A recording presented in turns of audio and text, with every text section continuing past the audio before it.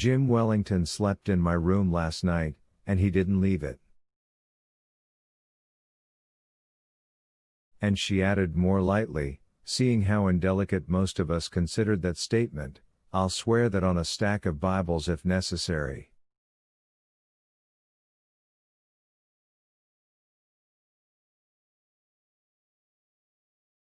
I'm sure the Crescent could produce a stack of Bibles. Come in and don't be silly, Helen, George Talbot said.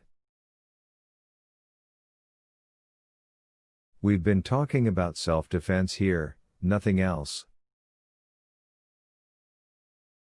Her eyes, made up as usual but shrewd behind her mascara, swept the circle.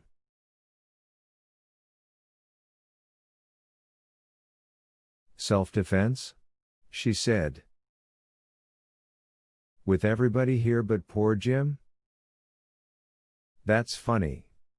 Then she turned and went out, and we heard the front door slam behind her. She had effectively broken up the gathering. They all left soon after she had gone, but I noticed that where the Daltons had once walked side by side, even if it was in silence, he now stalked ahead and let her follow as best she might.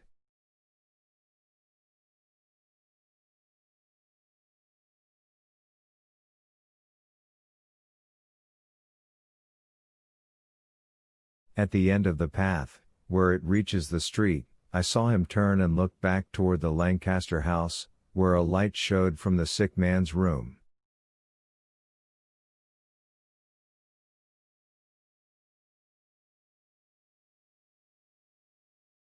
After that he squared his shoulders and marched on, with his wife mincing along on her absurd heels behind him.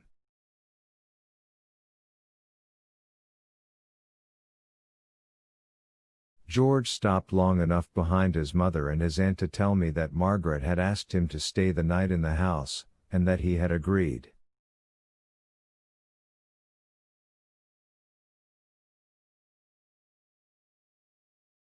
She's frightened, he said. And I don't blame her. It looks like a plot to wipe out the whole lot of them. You think it's the same person, then? It's stretching things rather fine to premise two killers after one family, isn't it? Then he left, and I locked up the house while Mother carried the album upstairs with her, still in its paper wrapping.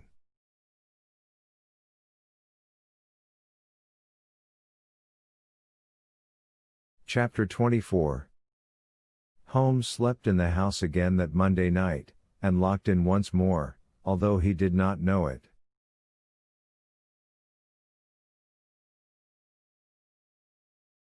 Miss Emily's death had destroyed any theory I might have had about him, and I was confused and rather hopeless.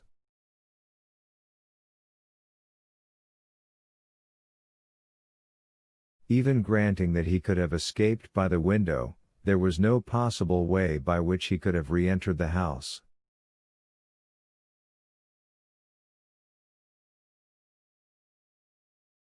Unless, and that came to me suddenly as I commenced to undress, he had dropped out the window, re-entered by one of the long ladders we all have for tree pruning, and in the morning taken it away again.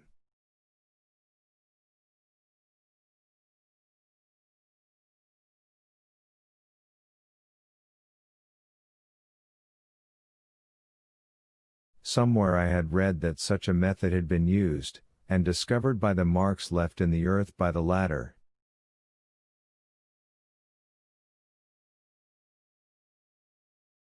So, because I was not sleepy and because I could not hear Holmes snoring loudly in his comfortable guest room bed, I decided to go downstairs and investigate for myself.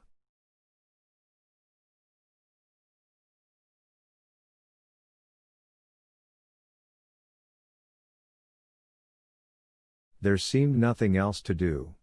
Since the morning of the day before I had lost all contact with Herbert Dean.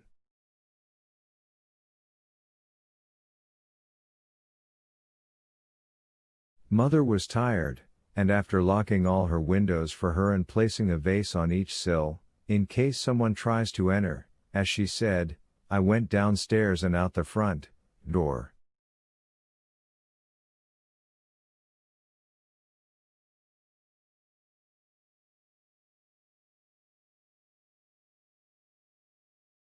It was another cloudy night, with another storm in the air but with no wind, which was fortunate, Mother having demanded our only flashlight and I being armed merely with a box of matches.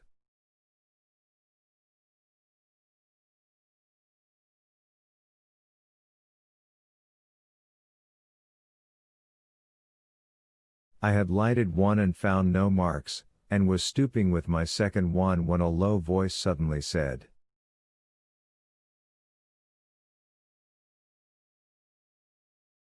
"Don't be frightened, Miss Lou. It's Dean. And put out that match. There's nothing there? I've looked." The shock made me tremble violently, and I imagine he knew it, for he caught me by the arm and drew me away.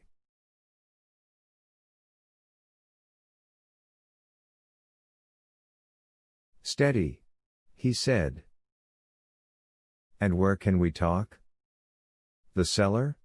The garage is all right," I managed to say. "Oh, then Holmes is in the house again tonight?" "Yes. How did you know he was, last night?" "Knowing about Holmes is my business." "Not for what you think, however. Your Holmes is a smart young man, as I believe I've said before. Some of these days he and I are going to have a good old-fashioned gam." "A gam? A talk, a gossip. Whatever you like to call it. In the meantime, can't we have one ourselves?" "I need to know a lot of things."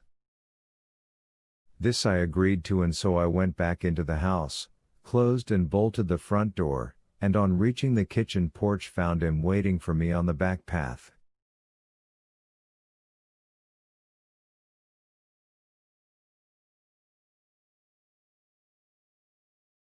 His matter-of-factness was solid and dependable. In silence he led the way to the garage, put me on a bench, sat down on the running board of the car and got out his pipe.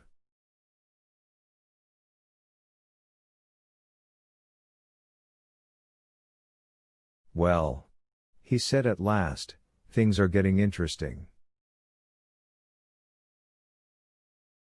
Day by day, in every way, they're getting hotter and hotter."